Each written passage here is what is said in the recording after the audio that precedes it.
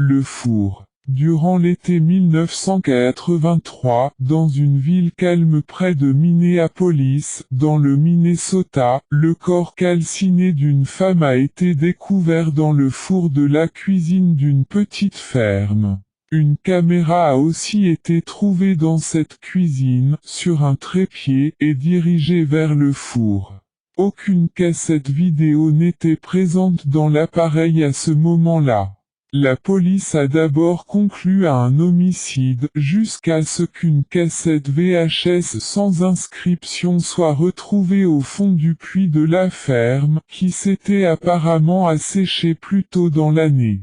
Malgré son état usé et le fait qu'elle ne contenait pas de piste audio, la police a pu être en mesure de visionner le contenu de la cassette.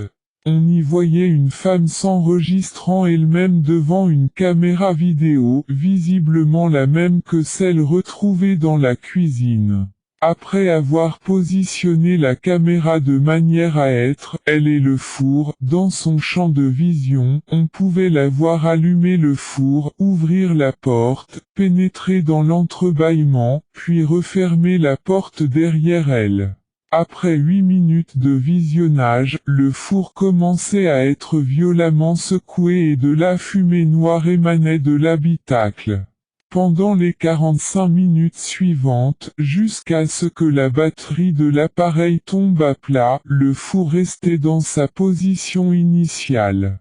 Pour éviter de choquer la population locale, les autorités publiques n'ont jamais donné aucune information au sujet de l'enregistrement, négligeant même de mentionner son existence.